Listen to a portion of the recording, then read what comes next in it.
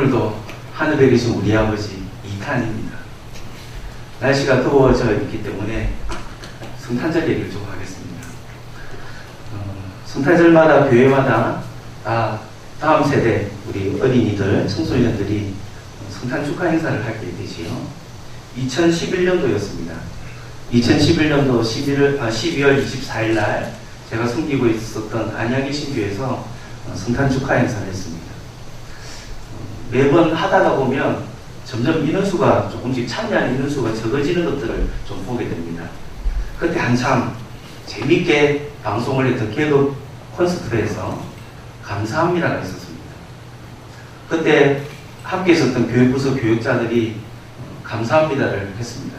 저도 저기 있었습니다. 저하고 초등부와 유치부 담당하는 교육자 3명이서 감사합니다를 아주 재밌게 했었습니다. 온 성도들이 함께 참여했던 성도들이 함께 기뻐하면서 사진을 연신 찍어대고 있었어요. 그러고 난 다음에 제가 마치고 집에 돌아오니까 그 장면, 성탄 축하 행사하는 그 장면을 보면서 처음부터 끝까지 조마조마하게 봤다는 거예요. 그래서 제가 물었습니다. 왜 조마조마하게 봤냐고. 우리 딸이 하는 말이 이 말이었어요. 아빠가 실수하고 겁이 난다. 그래서 제가 이런 생각이 들었어요. 아빠를 못 믿나. 이런 생각이 처음에 듣기도 하지만 또 한편으로는 참 마음에 흐뭇함이 있었습니다. 그렇구나. 아빠 걱정해주는 건 딸밖에 없구나. 이런 생각이 좀 들었습니다. 결국 뭘 말하는 것이죠? 우리가 똑같은 어떤 콘서트나 어떤 모습이나 어떤 모양이 있는 일들 한다 하더라도 가족 관계에 있는 사람하고 아닌 사람의 차이점이 좀 많이 달라요. 그죠?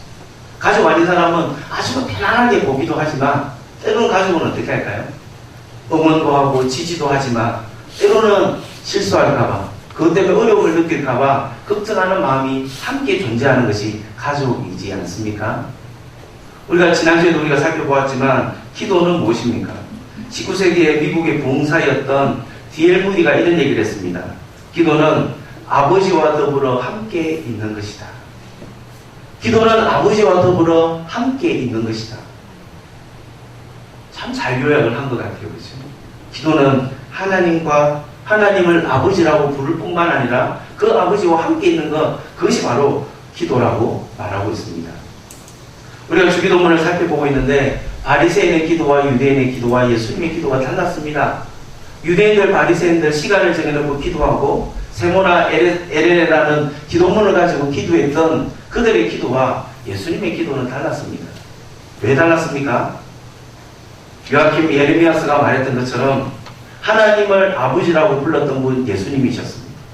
그리고 기도할 때 하늘에 계신 우리 아버지여라고 불렀던 분도 예수님이었습니다. 뿐만 아니라 예수님은 기도를 가르쳐 주게 될 때도 너 하늘에 계신 아버지라고 불러라 라고 이야기했다는 것이죠. 그래서 유대인의 기도와 바리새인의 기도가 다를 수 있었던 이유는 바로 이것 때문이었습니다. 예수님 우리에게 주기도문을 가르쳐 주시면서 이렇게 기도하라 저렇게 기도하라는 것도 가르쳐 주실 뿐만 아니라 기도는 하늘에 계신 우리 아버지에게 하는 것임을 우리에게 말해주고 있습니다. 갈라디아서 4장 6절 7절에도 이렇게 말하고 있지 않습니까? 너희가 아들이므로 하나님의 그의 아들의 영을 우리 마음 가운데 보내사 아빠 아버지라 부르게 하셨느니라. 우리가 예수님을 믿게 될 때 내가 믿고 싶어서 믿는 게 아니지 않습니까? 성경 하나님께서 우리에게 하나님이 어떠신 분인지를 알려주셨고 뿐만 아니라 그 말씀을 듣게 될 때 우리 마음에 감동을 주시고 그 말씀이 믿어지게 하는 역사가 일어나게 된 것 아닙니까? 결국 우리가 예수님을 믿게 되는 것, 하나님을 믿게 되는 것은 성령님을 통하여 우리가 믿게 된 것입니다. 그리고 우리가 하나님을 향하여 이렇게 고백하지요. 하나님 아버지라고 고백하게 되는 것입니다. 결국 기도는 성령을 통해서 하나님의 은혜로 말미암아 예수님의 구원의 사역을 통해서 우리가 하나님 아버지 앞에 부르짖는 기도, 아버지라고 부르짖는 그 기도가 우리에게 일어난 일들입니다. 그러나 여러분, 우리가 아버지, 하늘에 계신 우리 아버지라고 우리가 고백하지만 우리에게 어려움이 있습니다. 그래서 뭔가 하면 육신의 아버지 때문에 그렇습니다. 아버지로부터 여러 가지 폭행과 어려움들과 여러 가지 많은 부분을 겪었던 많은 사람들은 하늘에 계신 우리 아버지여라고 고백하는 것이 참 쉽지가 않습니다.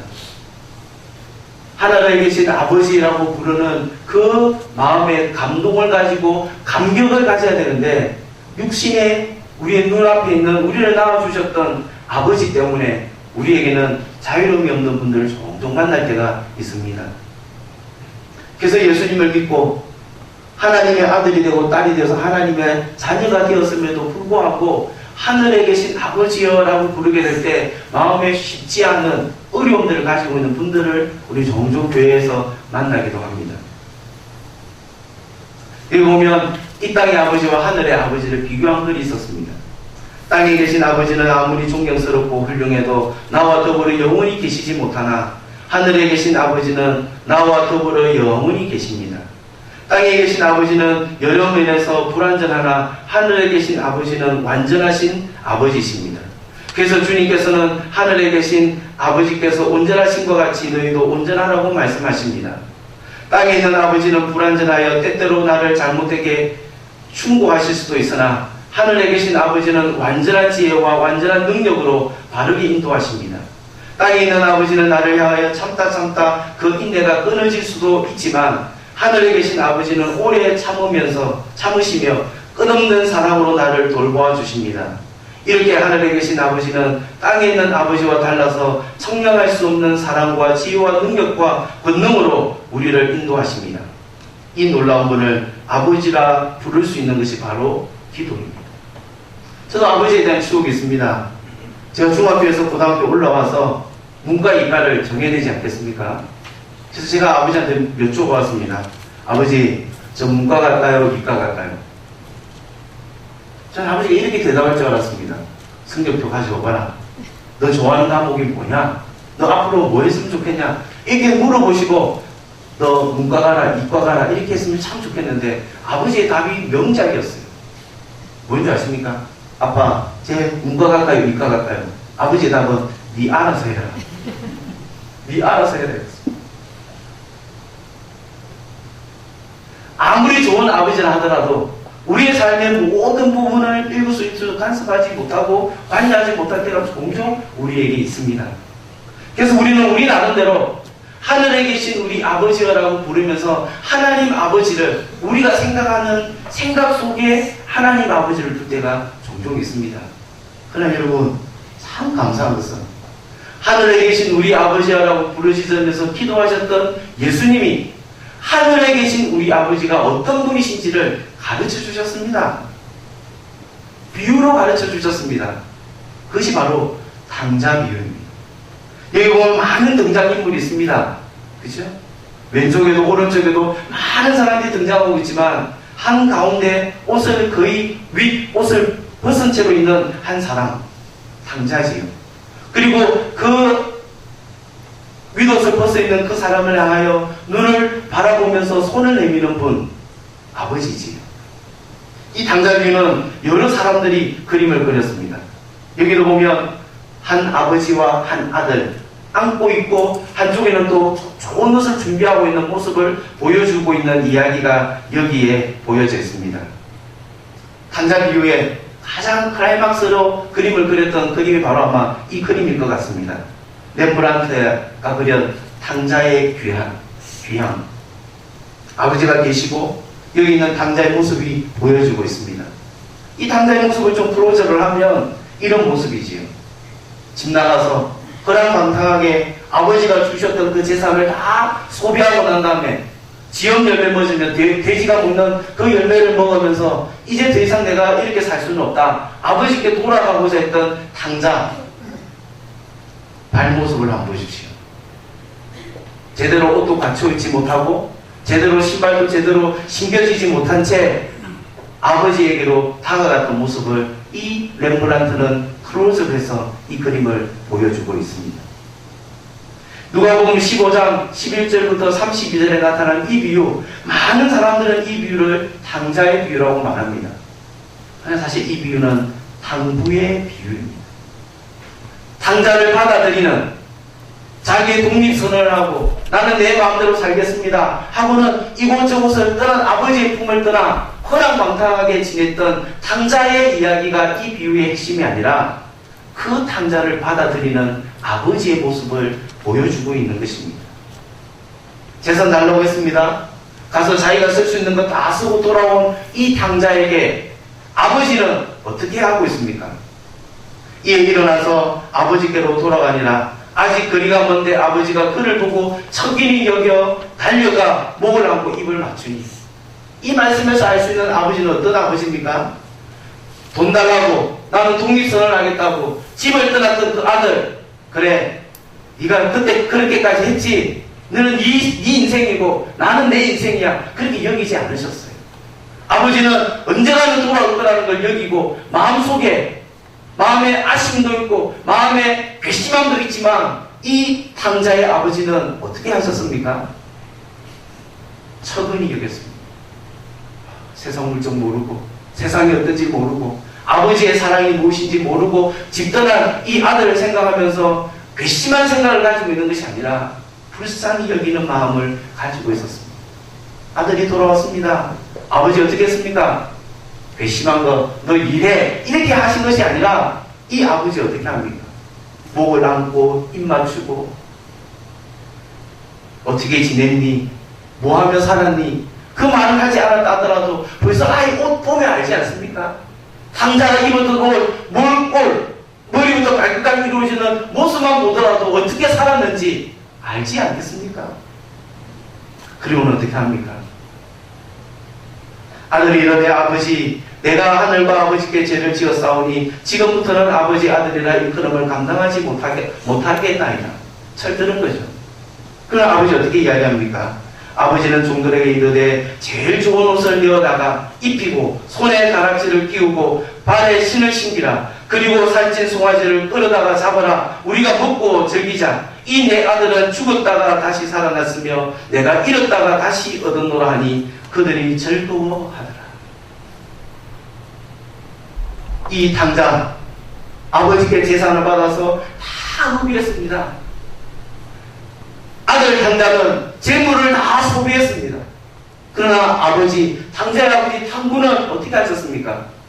재산을 주고 집 떠나게 하는 것으로 끝나는 것이 아니라 다시 돌아오게 될 때 자기가 할 수 있는 모든 것을 통해서 아낌없이 주저함 없이 이것저것 재지 않고 아들을 향하여 모든 것을 허비하는, 사랑을 허비하는 아버지의 모습을 우리는 바라보고 있습니다. 하늘에 계신 우리 아버지여 라고 부르짖게 될 때 어떤 아버지를 예수님이 우리에게 소개하고 있습니까? 육신의 아버지 때문에 좋은 아버지든 아니면 좋지 않은 아버지든 우리 마음에 아쉬움과 한계와 어려움이 있는 것을 너무나 잘 알고 있는 예수님께서 하늘에 계신 아버지라고 부르게 될 때 그 아버지는 어떤 아버지라는 것입니까? 탕자를 받아들이는 아버지. 탕자를 이것저것 어떤 조건도 따지지 않고 어떤 것도 염두에 두지 않으시고 아들이라는 그 조건 하나, 그거에 모든 것을 퍼부어 놓으시는 사랑 많으신 하나님이 하늘에 계신 우리 아버지라고 부르는 우리 아버지라고 예수님은 우리에게 소개하고 있습니다. 칼빈 선생님도 이 마태복음 주기도문을 주석하게 될 때 하늘에 계신 우리 아버지라고 말하면서 그 아버지는 탕자의 아버지다라고 말하면서 두 가지를 우리에게 가르쳐주고 있습니다. 첫째는 하나님을 우리 아버지로서 그의 사랑을 늘 의식해야 한다는 것입니다. 우리가 오늘 예배하러 왔습니다. 우리가 하나님 아버지 앞에 기도하러 왔습니다. 그러나 우리가 늘 어느 때든지 아버지의 자랑스러운 아들, 아버지의 자랑스러운 딸이 아닐 때가 있지 않습니까? 그럼에도 불구하고 따지지 않습니다. 묻지 않으십니다. 하나님께로, 아버지께로 돌아오는 그 모습만으로도 하나님 우리를 여전히 받아주시고 함께 하시는 분인 것을 우리에게 말해주고 있습니다. 제가 대구에 사역하게 될 때 정말 믿음 좋은 한 자매를 보았습니다. 아이입니다. 이 아이는 겨울철인데 머리가 산발이 머리가 다 떴습니다. 위에 아래 다 내복을 입고 왔어요. 밑에는 양말도 신지 않았어요. 슬리퍼 신고 자다가 일어나 보니까 예배 갈 시간이 된 거예요. 코에는 콧물이 이렇게 쭉 나면서 왔습니다. 예배 자리에 왔는데 제 마음에 이런 생각이 들었어요. 처음에 제가 이런 마음이 들었어요. 엄마, 집에 있는 엄마 마음, 이런 생각이 들었어요. 좀 깨끗하게 교회를 간다고 그러면 옷도 좀 제대로 입히고 좀 옷도 입고 양말도 씻기고 신발도 씻겨서 또 운동 준비해서 교회 와야 되는데 그냥 왜 왔나 이런 생각이 들었는데 다른 앞에 이런 생각이 들었어요.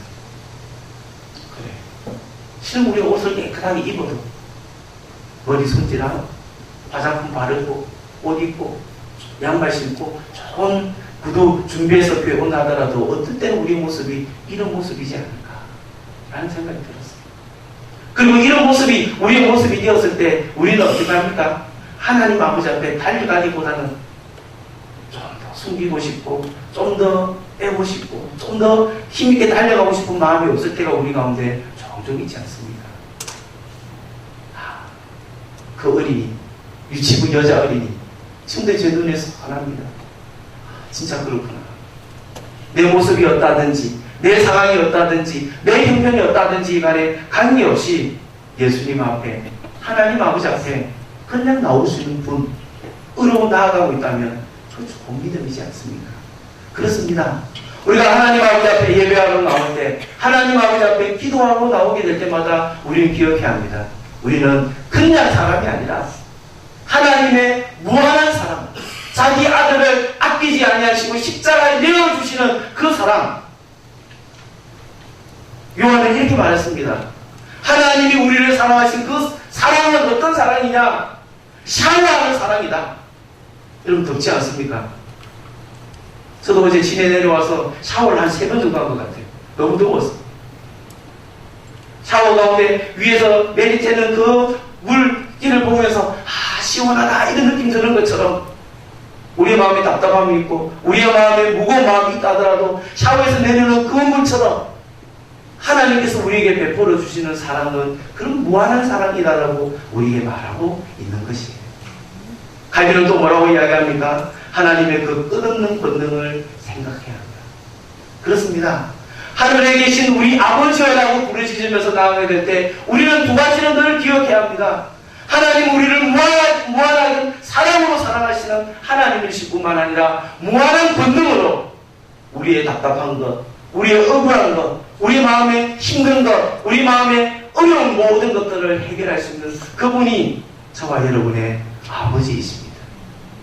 하늘에 계신 우리 아버지요. 원래 헬라어 원문은 우리 아버지여부터 먼저 되어 있습니다.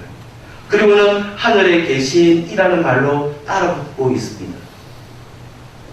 우리가 예수님을 믿으면 예수님은 나의 주이십니다. 나의 하나님이십니다. 나의 구원자이십니다. 라고 고백합니다. 그렇습니다. 우리가 예수님을 믿을 때 하나님과 1대1로 만나게 되고 그 만남 가운데 우리가 하나님의 아들이 되고 딸이 됩니다. 그런데 이 우리가 한 사람 한 사람 하나님과 만났던 우리가 공동체로 모이게 되는 것이죠. 그게 교회입니다. 한 사람 한 사람이 하나님을 아버지로 고백한 그들이 함께 모여있는 장소가 바로 교회이고 하나님은 우리들의 아버지가 되십니다. 하늘에 계신 우리 아버지의 모습을 또 보여주는 것이 바로 탕자 비유 속에 있습니다. 여기는 등장하지 않는 한 인물이 있지요. 그 인물은 맏아들입니다. 탕자가 둘째 아들이지 않습니까? 첫째 아들 맏아들입니다. 탕자가 돌아왔습니다. 둘째 아들이 돌아왔습니다. 살찐 소를 가지고 정말 멋진 풍화로 불리고 춤소리 나는 열심히 잔치를 하고 있습니다. 그 모습을 열심히 일하고 돌아왔던 큰아들이 보고는 마음속에 불편함이 있었습니다. 그리고 뭐 했습니다? 아버지는 아들이 왔다고 탕자가 왔다고 함께 기뻐하며 춤추는 잔치를 베푸는 그 자리에 이 첫째 아들은 화가 나서 가지를 못했습니다. 그럼 아버지가 찾아가서 아들에게 권합니다. 아버지한테 이 큰아들이 말하지요. 내가 여러의 아버지를 섬겨 명을 어김이 없거늘 내게는 염소 새끼라도 주어 나와 내 벗으로 즐기게 하신 일이 없더니 아버지의 살림을 장녀들과 함께 삼켜버린 이 아들이 돌아오매 이를 위하여 살찐 송아지를 잡으셨나이다. 여러분 한번 생각해 보십시오. 아버지는 아들이 돌아온 것에 대한 기쁨과 즐거움으로 가득 차 있는데 첫째 아들은 이 아버지의 마음을 모릅니다. 이 첫째 아들은 둘째 자기의 동생이 집을 떠나 고생하고 유리하고 방황하며 있었던 그 세월의 흔적들, 그 어려움의 흔적들, 그 고난의 흔적들을 이 눈에 보이지 않습니다. 도리어 자기 자신의 모습만 보여주고 있습니다. 이 그림이 그것을 보여주고 있습니다. 머리에 두 번을 쓰고 있는 분이 아버지죠. 그 아버지 품에 있는 아들이 둘째 아들 당자입니다. 그리고는 조금 떨어져서 첫째 아들이 있습니다. 한 가정인데, 한 패밀리인데, 한 교회인데, 한 공동체인데 아버지의 마음을 모르는 아들이 있다는 것, 이거 참 서글픈 이야기이지요. 말씀을 준비하면서 제 이걸 보고 참 많이 생각해 보았습니다. 하나님은 나의 아버지이시기도 하지만 근원적으로 우리 아버지이시다. 예수님은 우리 아버지라는 말을 가지고 기도를 순전히 사적인 목적으로 드리는 유혹을 차단하신다. 인정하기 쉽지만 하나님은 나와 삶의 방식이 다른 사람들, 나와 정치적, 종교적, 문화적 입장이 다른 사람들, 내 비유에 맞지 않는 사람들의 아버지이시다. 이거 우리가 언제 확인할까요? 천국 가면 확인할 겁니다. 하나님의 나라에 가면 확인할 것입니다.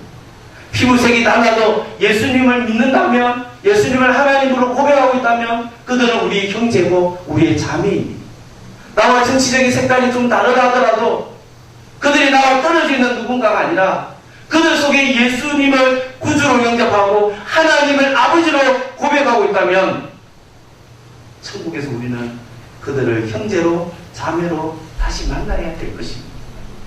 하늘에 계신 우리 아버지라고 이야기하는 것은 교회 오게 될 때, 믿음의 공동체 안에 들어오게 될 때 정치적인 성향, 종교적인 성향, 문화적인 입장이 최우선순위가 되는 것이 아니라 무엇이 가장 중요한 핵심이 되어야 합니까? 이들이 예수님을 믿고 있는가? 하나님을 아버지라고 고백하고 있는가? 그거면 뭐죠? 뭐든지 다 됐다는 것입니다. 예수님은 구약에 있는 많은 계명들, 613가지가 되는 많은 계명들을 이 한 말씀으로 요약했습니다. 예수께서 이르시되 내 마음을 다하고 목숨을 다하고 뜻을 다하여 주 너희 하나님을 사랑하라 하셨으니 이것이 크고 첫째 되는 계명이요. 결국 뭡니까? 하늘에 계신 우리 아버지, 그 하늘에 계신 하나님, 우리를 구원해 주시고 우리를 구원하시기 위하여 예수님을 보내주시고 성령님을 보내주신 그 하나님을 향하여 우리는 어떻게 합니까? 사랑해야 합니다. 둘째는 그와 같으니 내 이웃을 내 자신같이 사랑하라 하셨으니 이 두 계명이 온 율법과 선지자의 강령입니다. 하늘에 계신 우리 아버지를 지금 말하고 있는 것이에요. 하늘에 계신 아버지로 우리가 고백하면서 함께 모여서 공동체로 함께 있는 우리들이 해야 될 일이 있다면 함께 하나님 아버지 앞에 기도할 뿐만 아니라 함께 기도하는 무리들, 함께 신앙생활하는 무리들, 함께 예수님 안에서 함께 교제하는 사람들을 향하여 어떻게 해요? 내 몸처럼 사랑하라고 하는 그 명령이 우리 가운데 있다는 것입니다. 예수님은요, 예수님이 가르치는 가르침과 예수님이 살았던 삶과 예수님이 기도했던 기도가 분리되지 않아요. 하늘에 계신 우리 아버지라고 기도하는 그 기도를 가르쳐 주시면서 예수님은 구약의 613가지가 되는 많은 율법들을 요약하면서 하나님 사랑, 이웃 사랑이 함께 있는 그 믿음이 담긴 삶을 우리에게 요구하고 있는 것입니다. 요한일서는 사랑의 책이지요. 사랑의 사도인 사도 요한이 이렇게 썼습니다. 요한일서 4장 20절에 누구든지 하나님을 사랑하노라 하고 그 형제를 미워하면 이는 거짓말하는 자니 보는 바 그 형제를 사랑하지 아니하는 자는 보지 못하는 바 하나님을 사랑할 수 없느니라. 그렇습니다. 하늘에 계신 우리 아버지라고 기도하는 우리가 하나님을 정말 뜨겁게 사랑하고 진심으로 사랑하고 정말 힘있게 사랑하고 있다는 것 무엇으로 알 수 있습니까? 사도 요한은 이렇게 말합니다. 그 하나님의 사랑은 이웃 사랑하고 뗄래야 뗄 수 없다는 것입니다. 사랑하는 성도 여러분, 하나님 사랑하십니까? 그렇다면 우리는 우리와 함께 예배하는, 우리와 함께 있는 우리 아이들, 우리 청소년들, 우리 청년들, 대학생들을 바라보게 될 때마다 하나님의 사랑으로 사랑할 줄 아는 그 믿음이 우리 가운데 있어야 진정으로 바르게 믿는 신앙생활을 하고 있는 것이고 하늘에 계신 우리 아버지여라고 부르짖고 있는 것이에요. 하늘에 계신 우리 아버지. 마태복음 6장 9절부터 13절까지 보면 우리 한글 성경에 생략되어 있는 헬라어 성경에 가지고 있는 부분들을 제가 이 자리에 함께 같이 넣었습니다. 여기 보면 우리라는 말이 모두 10번 나옵니다. 주경우는 하늘에 계신 우리 아버지여 하고 그냥 기도를 처음 시작할 때 예수님 그냥 선언적으로 말하고 있는, 그냥 하나님을 아버지라고 부르는 선언적으로 말하는 이야기가 아니라 그 기쁨을 일어나는 모든 일들, 일용할 주십시오. 나만 자유롭고 잘 사는 것으로 끝나는 것이 아니라 우리 주위에 있는 형제 자매들이 못 먹고 못 살고 있다면 그들에게 양식을 주십시오. 내가 죄 지은 자를 용서해 준 것처럼 우리 주위에 죄 문제 때문에 어려워하는 자들이 있다면 내가 용서하는 사람 되겠습니다. 용서하는 인물이 되겠습니다. 시험에 든 자는 내가 시험에 드는 것뿐만 아니라 우리 주위의 형제 자매들이 믿음 공동체 안에 있는 장신교회에 소속되어 있는 믿음의 지체들 가운데 시험에 들고 있는 자들이 있다면, 악에 빠진 자들이 있다면 그들을 향하여 중보하며 기도하는 것들을 우리에게 보여주고 있는 것이에요. 우리가 믿고 있는 하나님, 우리가 알고 있는 하나님, 하늘에 계신 우리 아버지. 예수님은 이 기도를 우리에게 가르쳐 주시면서 우리에게 뭘 요구할까요? 여러분, 기도하면서 하나님 아버지 앞에 하늘에 계신 우리 아버지여라고 기도하면서 여러분이 바뀐 경험이 있습니까? 하늘에 계신 우리 아버지여라고 부르면서 그 기도하는 그 자리가 내가 하나님 아버지 앞에 이런저런 요구를 하는 자리가 아니라 하나님이 나에게 베풀어 주신 그 사랑이 너무너무 감격하고 너무너무 뜨거워져서 기도의 자리가 아니라 찬양의 자리로 바뀌어 본 적이 있습니까? 하늘에 계신 우리 아버지라고 부르면서 내가 그렇게 미워하고 나를 그렇게 힘들게 만들고 나를 그렇게 어려워하는 자들도 역시 예수님을 믿는 자들인데 그들을 마음에 안고 있으면서 하나님, 하늘에 계신 우리 아버지, 그들에게 나아가는 나의 모습이 첫째 아들 같습니다. 하나님, 내 마음을 좀 바꾸어 주십시오. 그리고 또다시 나를 힘들게 만드는 그들을 바라보게 될 때 탕자를 받아주셨던 아버지의 마음이 우리 마음에 새롭게 되는 것 경험해 본 적이 있습니까? 한국 교회만큼 기도를 열심히 하는 교회가 없습니다. 한국 교회만큼 열심히 뜨겁게 하나님 아버지 앞에 기도하는 분들이 없습니다. 그러나 문제는 어디에 있습니까? 기도하는 사람이 변하지 않는 데 있다는 것입니다. 기도하는 사람이 기도하는 그 자리에 나아가 하늘에 계신 우리 아버지라고 기도하면서 하나님의 사랑으로 내 영혼이 머리부터 발끝까지 쭉 촉이 젖어지는, 샤워하면서 머리부터 발끝까지 물이 온통 온몸에 다 휩싸여 있는 것처럼 하나님의 사랑, 예수님의 사랑으로 우리 마음을 적서 본 적이 없기에 우리 너무 이기적이게 되어버렸습니다. 하늘에 계신 우리 아버지라고 기도하면서 우리 주위에 있는 가족 한 사람 한 사람, 우리와 함께 있는 우리 교회 공동체 안에 있는 한 분 한 분, 우리가 함께 청소년들을, 청년들을, 대학생들을 주님께 인도하기 위하여 함께하고 있는 우리 교사들과 교수님들과 교직원들 한 분 한 분을 바라보게 될 때마다 하나님의 사랑으로 다가가지 못한 것 때문에 가슴 아파하고 아파하는 일들이 우리에게 일어나야 합니다. 학생들을 바라보면서 왜 저렇게 말을 안 들을까? 왜 저렇게 지금 정신을 못 차릴까? 그것으로 끝나는 것이 아니라 그들에게 하나님의 사랑이 있다면 바뀔 건데 하는 그런 아버지가 가지고 있는 그 마음, 그 마음이 우리에게 필요한 것 아니겠습니까? 하늘에 계신 하나님, 이걸 우리가 붙잡고 나아갈 뿐만 아니라 그 하나님이 자유로운 아버지인 것을 우리는 알아야 합니다. 하늘에 계신 우리 아버지여, 이 기도는 산상설교 안에 있다고 말씀드렸습니다. 내가 하나님의 온전하신 같이 너희도 온전하라. 저는 이 말씀 보면서 이 그림이 참 많이 생각이 났습니다. 닮았죠.